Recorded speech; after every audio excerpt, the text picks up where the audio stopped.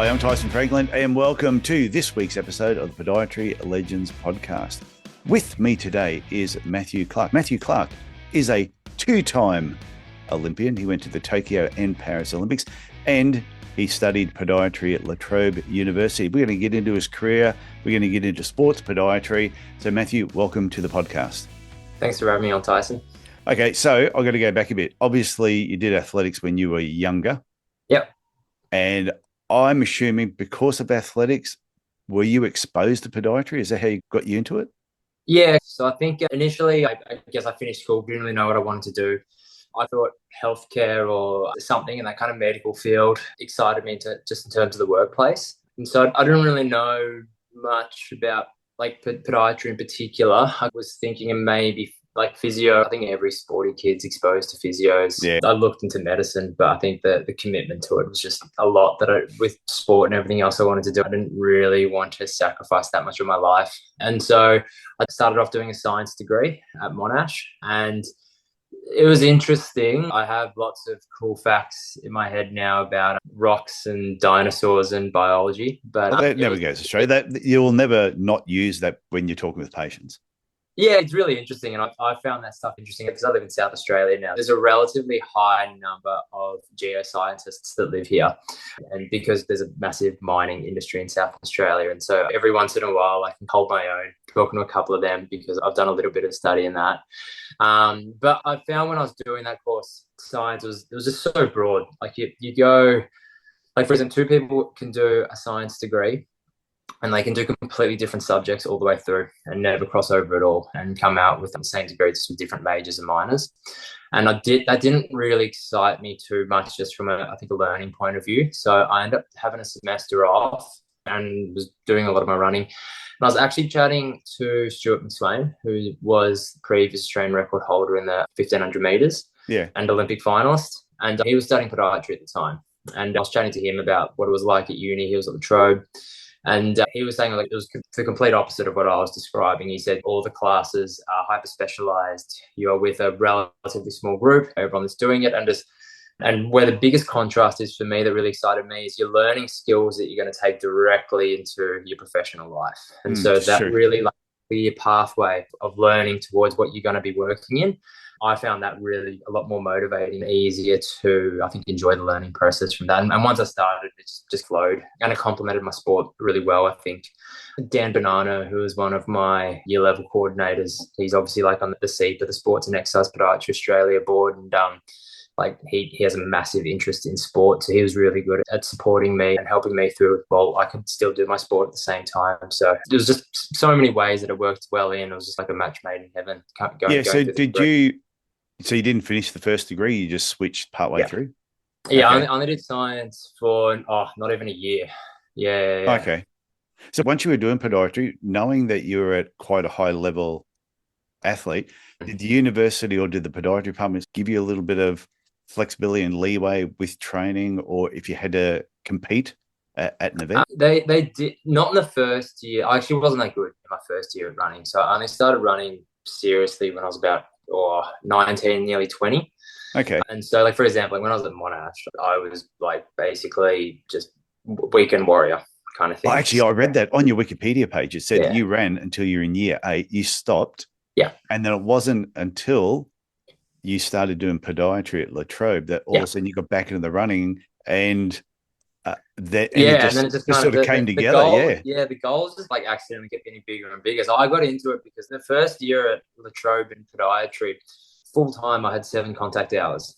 So I was like, I have all this free time and I need to fill it because I was working in a restaurant part time, but they could only give me so many hours. So I needed something to do with most of my days. And so I just started running. I had a few friends, to be fair, that were doing it, and they were in pretty good squads. And I ran an okay level in school up until year 8. So I made a nationals. I came 12th at nationals. Probably my best run I ever did when I was young was under 14s. I ran 4:22 and came second to Luke Matthews at APS Champs. And he went on to get a Com Games medal in the 800. So I've had glimpses of being all right. I don't think anything that really indicated the level that I got to, but it was definitely enough to, I think. So I like your level of all right is this far above the average person. Yeah, well, like, to be fair though, like I Yeah. think that there's like I coach a bunch of juniors now, and there's a plethora of them that all run heaps faster than what I was running at their age. And I think just statistically though, they're probably not all going to go on to make two Olympics. So there wasn't really anything that I was doing at a young age that I think really excited people that said, oh, this guy's going to make two Olympics in the future. I think it was might get a state medal. I never actually got a Victorian state medal. So I didn't even get a state medal until I moved to South Australia, and we got a bit of a smaller population. So it was a bit easier over here. But I did nothing as a junior that really indicated. In fact, the only national medal I ever got as a junior was actually in surf lifesaving. Completely different. Yeah, it was a 2K beach run. Yeah. Oh, I was okay. like on softs and barefoot. So it's a pretty different style of running. So was there a certain point then? So you're doing podiatry, you started. Would it be awesome if you had said, well, actually, I made this magical pair of orthotics. I put them in the shoes. They just, all of a sudden, they just made me run so much faster. But was there a certain time when you were training with that group that all of a sudden you went, holy crap, I'm actually better than I thought I was going to be, or I've sort of impressed myself? Yeah, I think that's something that I think just from a like personal motivation point of view, like kept me in the sport, is I think I never really had super high expectations. When I got into running, my goal was to break 4 minutes for the 1500. That was the mark that the top guys at the APS level were running. Yeah. And so I thought, oh, it'd be cool to, in my life, do a sub 4 1500. And then I ended up ticking that off in my first year, getting back into running. And so I was like, okay, I'm not ready to stop running yet. And so I just added like a slightly bigger goal every time. And so then it was, make a Victorian state champs 1500 meter final, go to nationals, make a national final, try and make an Australian team. So for me, that was World Uni Games. Yeah. And it wasn't until I accidentally ran a really good 10K road. I ran 29:07 and was running next to Jack Rayner at the time in this race. Ended up beating Liam Adams and Collis Birmingham, who had both run for Australia at the time. And I remember chatting to my coach saying that was a bit unexpected. Like, I've knocked nearly 90 seconds off my PB in that. Do you think there's a chance, I beat some good runners in this? I know some of them are in the back end of their career, but do you think there's a chance that I can maybe make an Australian team? And I was getting coached by Justin Rinaldi at this point, and he said, yeah, maybe. He goes, you're not going to do it in the 1500 though. He goes, you made the national final last year and you come 9th. So they only select 3. So you're a long way off getting top 3 in Australia for the 1500. And he was going through the field lists on the Australian team. He said, look, it looks like there's a gap at the moment in the 10K or in the steeplechase. And I thought, I played a lot of sports and I was pretty reasonable at most sports I played in school. So I think coordination's not too much of an issue. Let's try the steeplechase. And I remember I had a good relationship with the hurdles coach, Steve Fabris, that was doing some middle distance running with us at the time. And he was kind enough to give up just about every single Monday through winter that year, just get my technique as flawless as we could get. And then when I started training for it, putting hurdles into my actual training program, I just found I just took to it like a fish in water kind of thing. And kind of the rest was history from there. So I got pretty lucky in that. I've watched the steeplechase. I love watching that race because it's like it's when people watch motor racing, but you want to see a car crash. And the steeplechase I find very similar, where you don't want to see anyone get hurt, but when you see them towards the end, there's a pile of them all coming towards that jump, and the water is there, and it just takes one to go ass up, and as soon as one goes ass up, you see everybody else changing their stride to get out of the way. It's actually one of the more exciting events, I think. Yeah, it's pretty uncontrolled chaos, and I think that's what makes it pretty awesome from a viewing point of view. Is they're especially at the last lap, if it's semi-tactical and there's a pack full of really fresh athletes, they are throwing the kitchen sink at themselves, going into a 91 centimeter roadblock that doesn't move at all, basically, if you knock it. They're not thinking at all about being I'm just going to skip out on half a second and jump safe here. They're trying to fly as flat as they can over the top to save every second possible, whilst they're literally pushing people in the air, getting a bit of a knock as they're taking off, so they're having to adjust on the fly. So it's pretty organized chaos. Yeah. But when things go wrong, it can be pretty scary. I've seen some people do it and they connect their knee. Yeah, like in a normal hurdle, your knee hits a thing, the hurdle will fall down. You can still regain your balance. But I've seen people jump that and their knee has just cracked it. Yeah. Well, I don't know if And you saw the Olympic final. Lemaitre, who's the world record holder in the event, his trail leg caught the barrier and it just slung his head straight into the ground. He just went yeah, full. And like, luckily, they said he was fine, kind of thing afterwards. But it just shows that these athletes aren't thinking, take the conservative approach. They're trying to take every single risk they can to win the race. yeah. And I suppose in training too, you've got a certain distance when you've got to leap to go over it. And I can totally get when the adrenaline's up and the race is getting faster, and all of a sudden the pace you're doing, trying to line that up perfectly must be absolutely nerve-wracking. Yeah, it's funny. Like, I think it should be, and when you describe it to someone, I think you definitely double take and think like, "Oh bloody hell, what I'm doing is pretty on edge," and there's a lot of risks involved. But when you're in the heat of the moment, like you said, the adrenaline just takes over. So Yeah, I think if you're thinking defensively, you're not going to be a good steeplechaser. So you need to be thinking like, every single barrier is an opportunity. I can make up a quarter of a second, quarter of a second, quarter of a second. I can jump a bit lower. I can wedge myself through that gap. You got to think aggressively. Like, I think as soon as you lose that aggressive mindset, you're just going to start to shuffle back. And then, like, for example, if you lose like 0.2 of a second over every barrier, that's 1 second a lap. That's 7 seconds you got to make up later in the race. So you got to be super on and just going for it, and you can't be scared. Yeah, and lower speed. So the lower you can keep over the hurdle itself or the steeple, the more you're going to maintain your actual speed. Yeah, and I think that's probably where like technical work comes in a lot more. Is I don't think too many people think, oh, I got to jump low, I got to jump low. You might do that if you're doing like specific technical practice, but in a race, it's just autopilot. Like, you just think, basically lean forward and accelerate and jump. If you're thinking about anything else, you're going to have mental overload. I've seen athletes do that. Like, when we had a really small, basically like lead-in meet one season, and I remember my training partner just had an absolute brain fade and just ran into the barrier, didn't even jump. And I remember chatting to him after the race, and I was like, what happened? I just heard this bang behind me, and then all of a sudden I'm running solo. He goes, and this guy, he's national champion, like phenomenal athlete, like Australian rep at World Uni Games. And he just said, mate, my brain just stopped working going into one of the barriers. I must have just thought too much and just didn't jump, just ran into it. Okay. And you've also got to, when you go over the jump where the water is, it's actually, what's the degree that the track goes into the water? Because you've then got to land there as well. Yeah. And I've seen people land there and be tripped up just because of that angle where the heel drops. Yeah, and like, I think Tokyo Olympics, if you see like Jen Lacaze's final, actually that kind of landing on an angle, that's how she ruptured her Achilles. So I thought now would be a perfect time to just dive in and remind everybody that if you're looking or considering a podiatry business coach, before you reach out to some of the larger coaching companies, please go to my website, tysonfranklin.com, and read through the coaching section. You'll see I've got a model there called the Thriving Podiatry Business Model. And after you read through everything, there's also a link to my online calendar. From there, we can organize a 30-minute Zoom call. We'll have a bit of a talk. I'll explain the Thriving Podiatry Business Model in a bit more detail. And you may find just after that call, that is all you need just to give yourself a little bit of guidance. But if you want to take it further, I can give you more information. So please go to my website, tysonfranklin.com, and I'll look forward to talking to you soon. Okay, let's get back to the interview. I don't know the exact angle of it, to be honest. Is it the same on all tracks? All tracks is exactly. I'm sure the angle of it, I reckon, is pretty standardized. Like, I haven't felt like there's a different angle too much in all of them.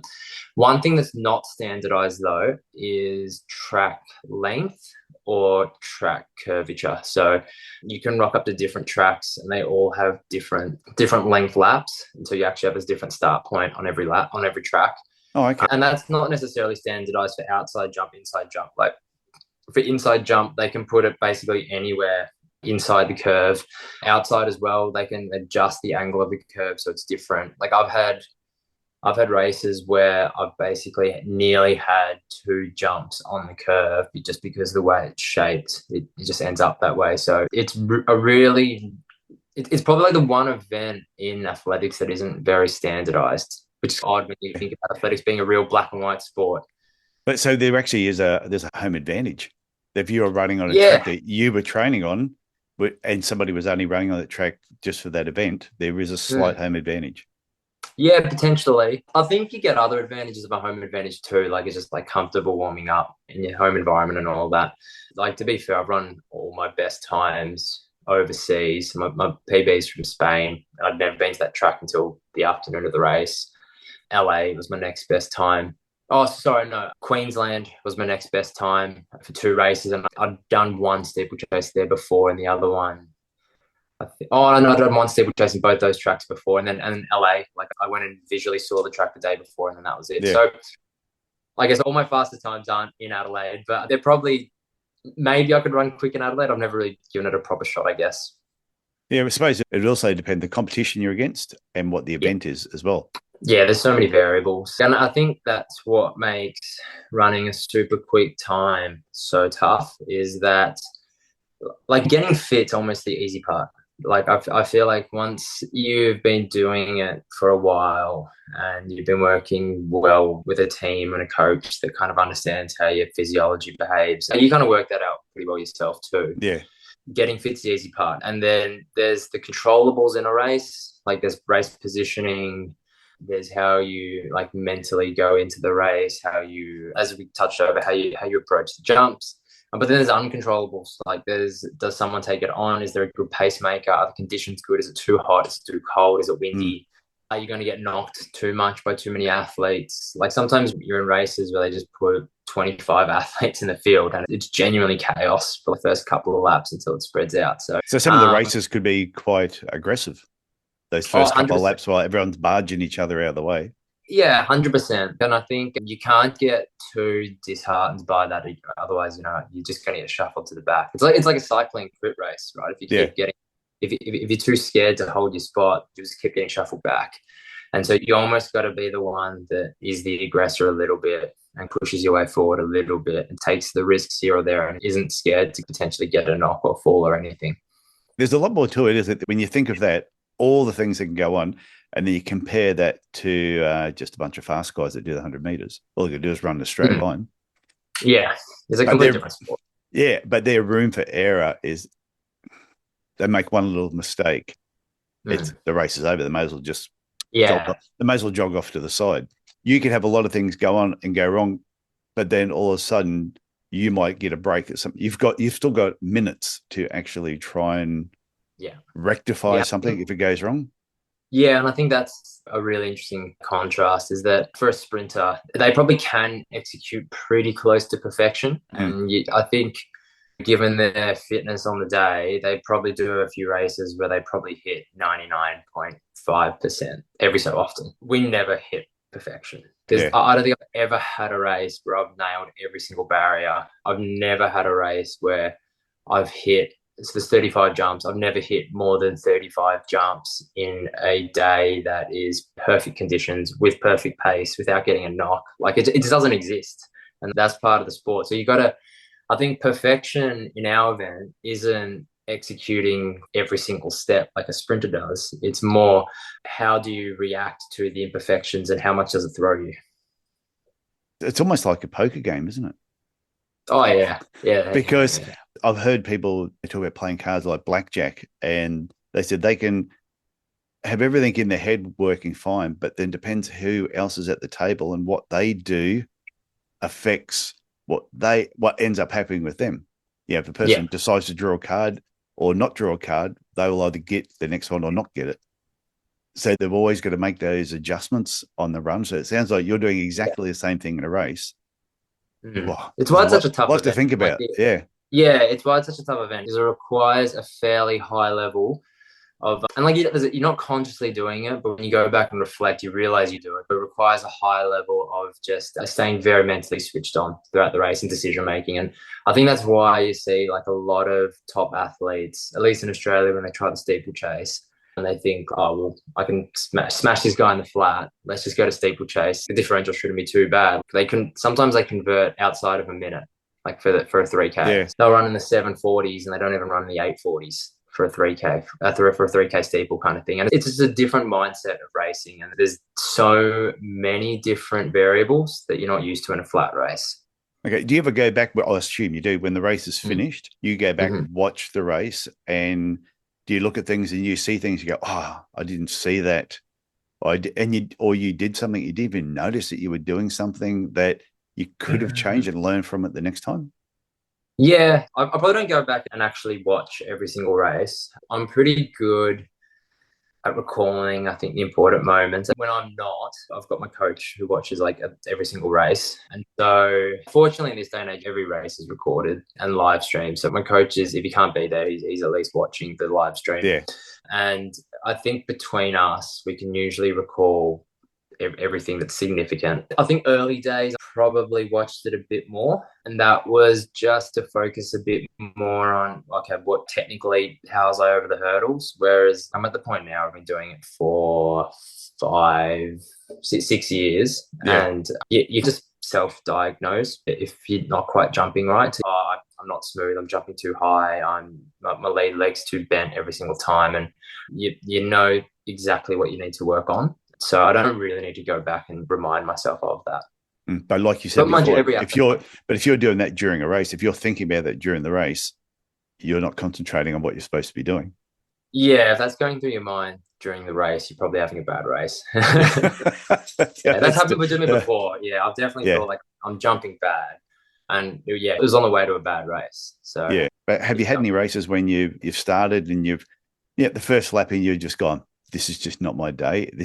You just know it's not, or you've just gone, nah, okay, you just keep pushing and you just, no matter how it's going, you just go, I'm just going to finish this thing the best I can. Yeah, I probably more take the mindset of keep pushing and you try and resolve the issues. So plenty of races, mind you, I've had a bit of an uncomfortable start and I've been able to rectify it. And so you got to stay optimistic and try and fix it. But sometimes you do everything you can and you're having a bad day. And that's sport. It's unpredictable. If you're rocked up every time and you executed perfectly and there was no guesswork involved and there was a plan between all the races, then sport wouldn't be sport anymore. Yeah, so that's true. That's just, you got to roll with it a little bit. Okay, a couple more running questions. I want to ask you about podiatry again. Yeah. What was it like being at your first Olympics, getting picked in that Olympic team? Yeah, getting picked in it, I think, was the real special part because, like a bit of backstory to it. I initially wasn't in a selection position. So I actually finished out initially one spot. Okay. They took 45 to Tokyo and I finished 46 on the rankings. And it wasn't until a British athlete wasn't selected that there's the chance that I could get selected. But it required Britain had to officially withdraw him in the amount of time to let me get in. And just from, phone call timing and all that, I didn't really find out until right before it. And so I was feeling a bit deflated and feeling like it wasn't going to happen at that point. So when I actually got told I was in, it was like, I've seen my dream sail away to all of a sudden the ship's turned around, come back and said, "Wait, we forgot you, jump on." And so that was pretty awesome. But then actually being at the Olympics, I think going through that real whirlwind experience probably hindered me a lot. I was quite overwhelmed at it. It was very much a kid in the candy store type setup. Or another analogy I use, I feel like I was a dog chasing a truck, but then I caught the truck. I didn't really know what to do with it. I caught it. And so I look back at my race from that and I was just making so many just silly decisions. I was running wide, jumping poorly, not taking a good line. I was really tense and I didn't really know what I was doing. I'd done so many races at that point, just solo, and they were so measured that I wasn't used to actually racing. And I definitely let the enormity of the event overwhelm me. But nonetheless. Was it the quality when you get to the Olympic Games and that quality, everybody on the track is the best in their country. Everyone's good. It's not that there's no slackers. You're not going to go, but hopefully I've got some lazy guy that hasn't been training. Everybody there is at the top. Yeah. So then when you're really up against the best, you really see that skill level just elevate. Yeah. The absolute top of the world. They can just make so many, I'd call them mistakes. They'd call it playing safe and just still cruise through. I remember I had the Olympic champion in my heat in Tokyo, and at the time, I think he had the world lead. It was before the world record had been broken by Germa, and this is Soufiane El Bakkali, the Moroccan athlete in the end. And I just remember him running basically the whole heat in lane 3 with a full person gap between him and the next athlete because he just knew that the only way that he wasn't getting through is if he got tripped and injured. And so it kept everyone's way. Yeah, and so he literally just stayed away from the pack. Like he just didn't want anyone to touch him, kind of thing. And just being able to do it that easily was definitely a new experience that I hadn't raced, at least in steeplechase. I'd gone into at that point a lot of just time trial type races to try and hit the qualifier.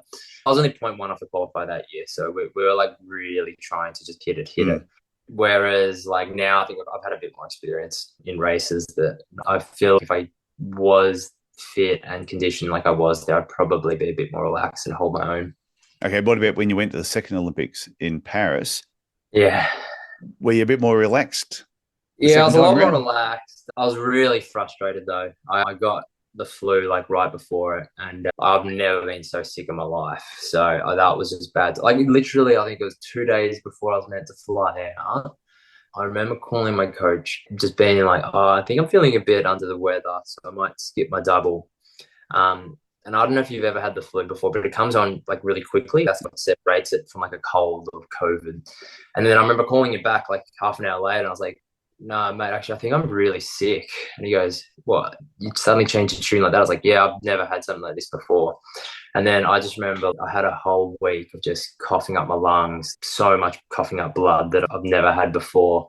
And I just remember I had to delay my flight because I couldn't fly. I was that unwell. And then when I got over there, I did my best to, try and get myself back into shape. But I was really fighting a bit of an uphill battle. And I think the conditioning was there. When we're doing training sessions, I was in phenomenal form, and we could tell that in shorter reps. But then as soon as we did anything aerobic, my lungs just stopped working, kind of thing. So yeah.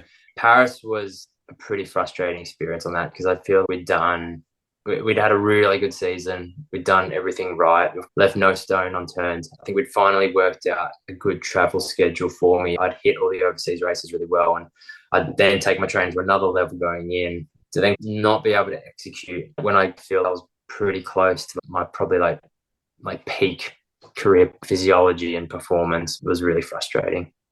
Yeah, I suppose that's just one of the things, isn't it? It's all timing, luck. Yeah. It's just one of those. I remember I was at Steve Bradbury is our first gold medal winner at the Olympics. Yeah. So I bumped into him a few times and we were both speaking at this event once. But then I remember him telling the story when he said that, like at a couple of the Olympic Games before that, the Winter Olympics, he was the best short course ice skater in the world. But every time he went to the Olympics or any major world championship, he kept getting taken out in the heats and just never finished. So when he went to that last one and his coach said to him, "You're not as fast as these guys anymore. So let's come up with a different game plan and just stay behind and hope they knock each other out." But he just said all he wanted was just to go to Olympic Games and just skate a good race. Yeah. Yeah, the best that he could do at what he was right there and then. And just so happened that everybody fell over in the heats, the semis, whatever it was, and the final, and he won it. So yeah, well, I remember chatting to Jonah Oliver, he was the psychologist on the team for Athletics Australia. And he's a phenomenal sports psychologist. He's worked with Cam Smith, some of the Formula One guys. Yeah. And one of the things that he says athletes need to focus on at the top level is not going to some unicorn kind of run. He goes, you can only do what you're physically capable of. But he goes, where it's performance enhancing is if you can execute a race that you know you can do. There's going to be heaps of people in the race that don't do that. And so that's where you get a jump on some of your competition is if you go to as close as possible to your perfect race, not everyone's going to do that. And that's where you make the jumps. Whereas if you reach too high and you try and do something that you're not capable of, then that's where it bites in the ass. Yeah, and it'd be the same as you. If you were going to a race and you went out much harder than you'd ever trained to do, you probably by halftime through the race, you'd be at the back of the pack. Yeah. And steeplechase when you blow up hard. Yeah. you need that like peak power output to get over the barriers. So it's not like a 5K or a 50 or like any flat race really, that you do have a mild pace drop if you blow up. Like this one, you physically lose all efficiency over the barrier. And as I said, if you lose 0.2 over each barrier, it's a whole second a lap plus your blow up. So, and you're losing more than 0.2 when you blow up. You're losing like half a second. So that's 3.5 seconds a lap just in the jumps. And then you lose pace in running as well. Okay. So I'm going to go back to podiatry for a sec. Yeah. You did podiatry. You finished podiatry. You've gotten all the way through. So I take sports podiatry is just the inevitable area that you were interested in. How have you found with your training, and you still compete now, what you've learnt through sport, what you've learnt through competition? How's that evolved you into the podiatrist you are today? Oh, yeah, it's factored it in heaps, because one thing that's huge and that you don't, at least for me, I didn't really fully appreciate at uni, was that whole concept of patient-centered care, and like having patients drive their own treatment program, and you're more there as an advisor. I really got a good look at that through sport. So, for example, sports people are on a timeline, and they get injuries, of course, because they're pushed to limits all the time. And sometimes where you're being told this kind of black and white narrative of this kind of injury takes 6 weeks, or this kind of injury takes 4 weeks, but I'm competing in 3. So then they're just find a solution. It's not going to work. Yeah. And so that's where I really love sports podiatry, and really made me open my eyes to that whole patient-centered care thing, is that you need to then shift it towards, well, you've got to offer a different option than just this black and white 6 weeks versus like, how are we going to do this? And that's when you've got to chat to them. Okay, look, it's not ideal, but we can try this. These are some of the risks, but, we can potentially manage the symptoms so that you can go compete as safely as possible. And then where it gets even more difficult, but then again, like more like enjoyable, because I like that creativity, is you can't scare them off either. So you're balancing that whole psychological element of healthcare as well, in terms of like letting the athlete go perform at the highest level possible and not scare them off with psychology, but then at the same time too, providing good healthcare where you're educating them on the potential risks so that they understand the process and can make that decision themselves and be confident in that decision themselves. I like that approach. I used to say to my patients, I'd give them all the information and then I'd say to them, now, bottom line is you're an adult. Yeah. You really get to choose whether if you want to go and do that race, or you skip this race so you can do the next one even better and injury-free, or you can do this one not at your best, make it injure worse, and that'll affect the next race. So I go, you're an adult. And 50% of the time they would skip it, 50% of the time they would do it, but at least they were making the decision. But with the information, they had the right information. Yeah, and that's exactly it. I think that's where I really enjoy working in sports versus it's like everyone at university, they probably start working a bit more in chronic disease and diabetes. And like a lot of those treatment like modalities, I guess, like maybe unless someone has a holiday coming up kind of thing, they're not on a massive time scale. And so it's very much a discussion of this is the gold standard, and then this is next best, and then this is next best. It's not really this is better than that in this case if you do this sort of thing. So I think that's the really cool thing about working in sports, is it's creative and you see different things every day, and no two injuries are the same because no two people are the same. And that's what's really exciting about it. So with your background, going to the Olympics at the level you've trained at, your patients would appreciate that too, that when you're talking to them, because I remember remember this one female patient that came in, telling me about all this stuff she was going to do, and she was going to the next Olympic Games, and I'm sitting there, oh yeah. I'm going, what have you done locally that's impressive? Oh, well, no, I haven't actually won anything locally yet, but I'm going to do this. And I'm like, okay. So next thing she brings a coach, and you don't realize she's going to be at their next Olympics. And I'm like, and how many Olympic athletes have you trained again? I lost count. And, well, no, she's going to be my first one. Yeah. But I think knowing that you have, and I've never been to Olympics myself, so not talking from any experience, but you that have been at that level, talking to an athlete who wants to, could be a completely different sport, but really wants to get to the top, I think your background would just be so valuable. Yeah, I think it helps you buy in. And it's funny, initially though, it probably goes two ways. Like I think I get some patients, I get 3 kinds of patients. One of them is they don't actually know me. They've just been referred to see me. And so they just think I'm any other podiatrist and they're not into it. Which is fair enough. Yeah, which is fair enough. And then the other ones come in, they know me, and that's why they've come and seen me, because of like my history in running. And so they're like, okay, well, he knows so much about running, and so I run, and so like he's the guy. And then the third one is they come in, they see me, but then they think my running is so different to what their running is. And I think that one's a really good, interesting conversation where I get to break that down a bit more. And at the end of the day, like if you're coming in and seeing me, and I guess the patient load that I've just developed, probably more so just through word of mouth and my personality, are patients that coming in and whatever level they want to get to, whether it's getting over their injury or whether it's preparing for the next race, they want to target their own high performance. And so they want to have the best level healthcare. They want to get ready and perform well at whatever, whether it's park run on the weekend or whether it's Gold Coast Marathon or whether it's, I even see people for getting ready for marathons overseas, like London Marathon, and all the way to sometimes representing Australia as well. So like sometimes I'll see athletes coming in preparation sometimes for the Olympics, and I'm on the team with them, which is a funny dynamic. And I think that's the cool conversation I say is like, whatever it is you want to do, sure, like the load and the numbers are all going to be different, but the psychological approach is the same. You're here because you want high performance and you want the best and you want the gold standard, and you're driven to work towards that. So it doesn't matter if you're getting ready for the Olympics. It doesn't matter if you're getting ready for a new park run, people. It's all the same mindset and it's all the same fundamentals at the same day. Yeah, and that's why I would look at it too, that I've never been a runner, but the sports that I played, if I was going to someone who had been to Olympic Games or played at a certain level in any sport, I would really be drawing on their experience of performance more so than the specific sport itself. Yeah. And in fact, like I see a lot of patients who play sports, for example, that like aren't even endurance. Like I see a lot of cricket players, fast bowlers, for example, they get their big toenails smashed just because their action, they plant their foot in the ground so hard, their foot rolls forward, and they get heaps of ingrown toenails. And so like I see lots of like things like that aren't even like endurance related injuries. And I think it's the competitiveness though.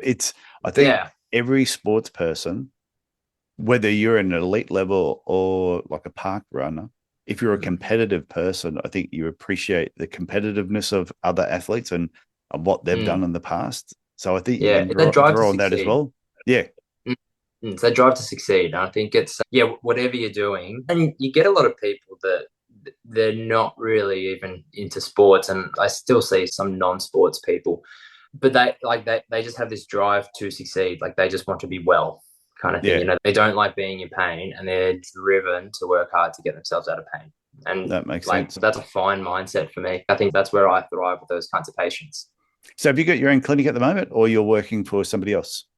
So I work with, and actually that's like a good segue into how I balance my kind of running and all that. So I work with Michael Nishki at the Sports and Arthritis Clinic. Okay. And so Michael's really good to me. And I think I wouldn't have got to where I am today, both in a podiatry career path and both my own running career path, if it wasn't having someone who employed me who gets running.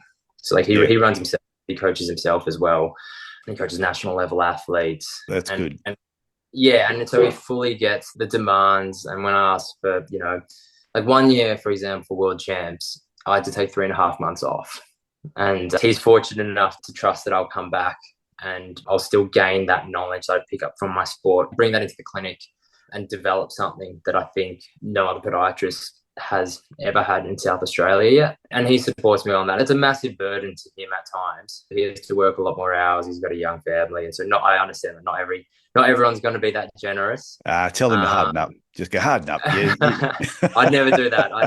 I'm so thankful for the opportunities he gave me. But also as well, too, he's a phenomenal podiatrist himself. And I think he's kind of the guy that, at least in South Australia, is the running podiatrist sort of thing. And I think kind of like seeing what he's done, I'm like, that's great. That's what I wanted to be, like through uni kind of thing. And so it's, as well as like achieving my dream in running and having him support that too. Like I look up to him so much as as a mentor as well, and his pathway and how he's developed. And I learned so much from him in podiatry too. And he's big on that subjective experience so that you can relate to the patient and have their buy-in and develop a treatment program that they are going to succeed with is a massive part of, I think, what he's taught me as well. So how did you find him? Did you hunt him down for a job, approach him, or did he advertise that there was a job going and you just applied for it? How did you end up connecting? I think it was like a bit of both. So when I moved over initially, I was through COVID, to be fair, so I don't think anyone I don't think anyone was hiring at that point. I think everything was closed. But then when things started opening up, I got to know him just through the local racing circuit. And then he mentioned that like he was a podiatrist. I said, yeah, I know who you are, kind of thing. And I said, I might be looking to hire someone if you're interested. And so as soon as he mentioned that to me, I chased that pretty hard and kept pestering him, being like, oh, if you're still looking, if you're still looking, if you're still looking. And then so eventually we caught up for coffee, had a chat about what it would look like. I was working, I'd call it semi-regionally, but other people would call it rurally, for another podiatry clinic, just doing general care work out in Hamley Bridge, which is like 50 minutes out of Adelaide at the time as well. And that complemented, I guess, the workload at the time when I started with him. So I started small and just like built up the hours as my patient load built up. And then I guess, just the rest is history from there. I think because it's mostly, from then anyway, it's mostly just been me and him working there. So I think the cool thing is like we're like a pretty small team. So it's a very like personal relationship type setup kind of thing. If either of us need a hand with something in the short term, we just reach out to the other. It's not too strict on you have to work this many hours and this many KPIs, these kind of numbers sort of thing. It's just as long as you're generally growing, developing and working hard and helping out where you can, everyone's happy, which is good. I like the flexibility. Yeah, I think that's a perfect position though. The best jobs is finding something where you match with the person that you're going to be working with. 100%. And especially if you have a common interest or the clinic is doing the type of work that you really like as well.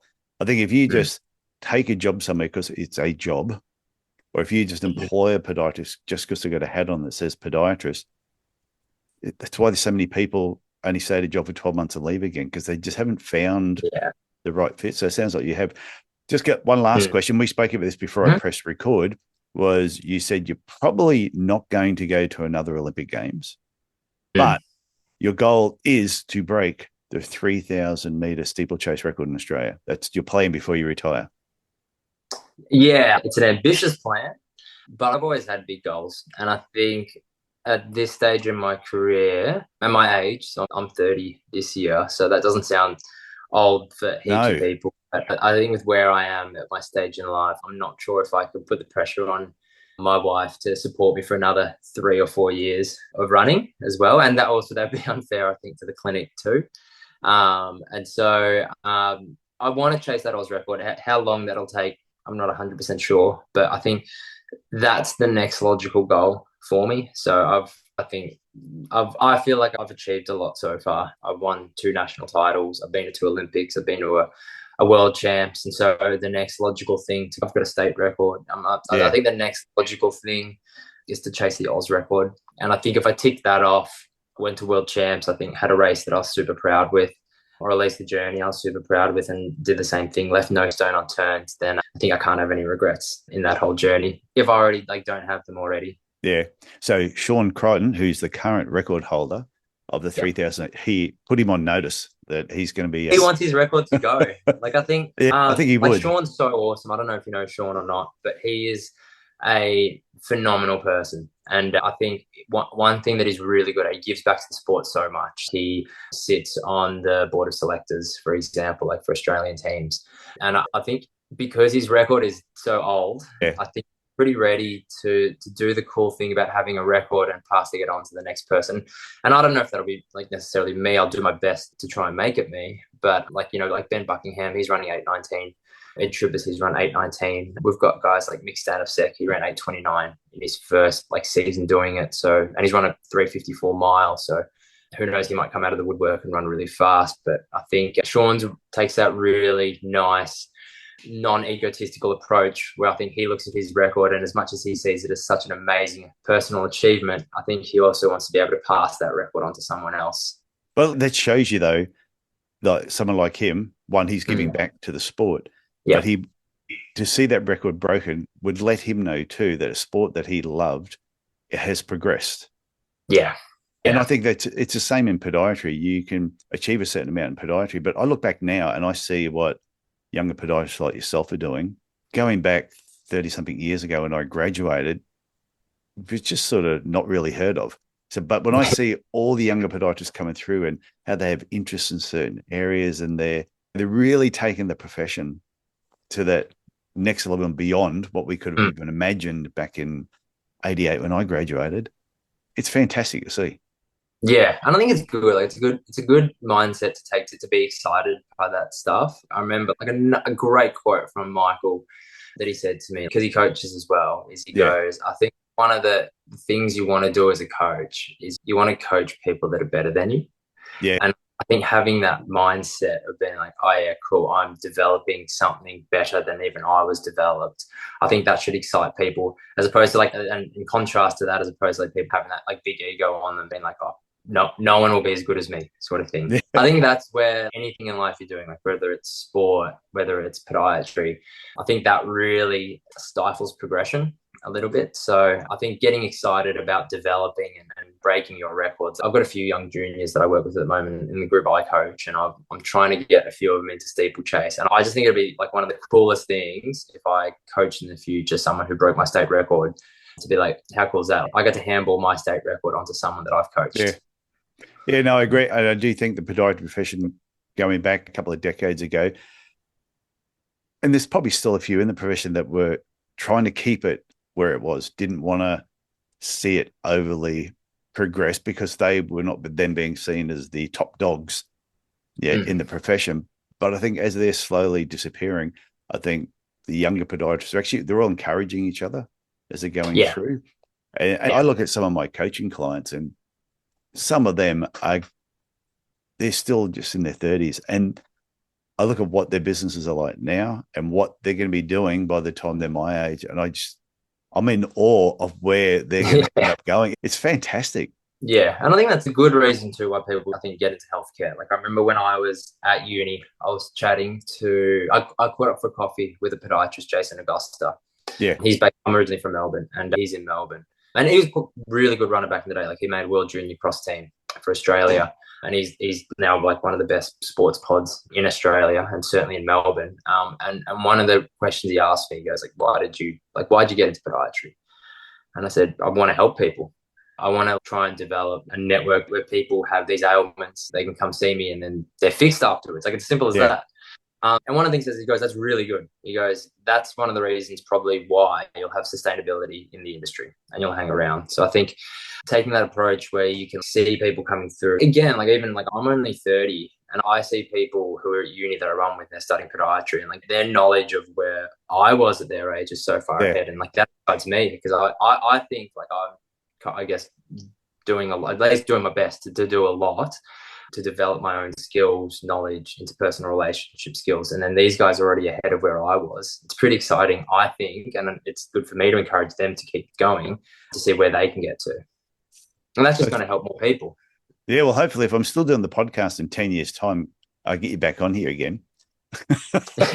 Or maybe not in 10 years. My whole views on everything would probably be different by that point. Yeah. You know, even 5 years ago, like how I viewed dietary and sport is so different to how I view it now. Well, that's why I look at it. Maybe in 5 years' time, get you back on. Go, what did you end up doing? Did you break the record? Have you brought somebody through who broke your state record? I just think the progression of everything is great. So, Matthew, I want to thank you for coming on the Podiatry Legends podcast. Had to give you a little nudge. Had to give you a reminder because I spoke to you last year and you totally forgot about it. Sorry about that. Yeah, I'm terrible with social media, and I get messages get lost all the time. So that's on me. But it's been an absolute pleasure being on. So thank you. This has been a lot of fun. I've learned more about the steeplechase and just the psychology behind it all. And I reckon anyone who's listened to this episode all the way through would be exactly the same. I reckon they would have gone, well, I'm going to pay more attention to the steeplechase now when it's on TV. So thank you very much. Good. No, my pleasure. Well, I hope you enjoyed listening to Matthew Clarke today. And before I finish up, there's something he said that I think is worth mentioning again, worth highlighting, because I think there's a great correlation between what he said and running a podiatry business or just how you see your podiatry career. And it's when Matthew said, I think perfection in our event isn't executing every single step like a sprinter does. It's more how do you react to the imperfections and how much does it throw you? And I think in our career and in business, sometimes in our head, we might have a plan mapped out, or this is how we're going to achieve a certain goal, or this is what I want to achieve in my career. Very similar to a sprinter. It just seems so linear. But I think our careers and business, we are more like a steeplechase. Hurdles are thrown in front of us all the time, and it's how we react when that actually happens. And this will happen on a weekly, a daily basis, where things are just thrown at us, obstacles are put in front of us. How do you react when those obstacles happen, when these imperfections occur? Or do you just get back on track and not let it throw you? You just get back on with the plan that you had, get back on track, go back towards your goals, whatever it is you were trying to achieve in your career, whatever it is you were trying to achieve in your business. So I do think the steeplechase and podiatry business and podiatry career, there's a fantastic correlation there. Just wanted to highlight that again.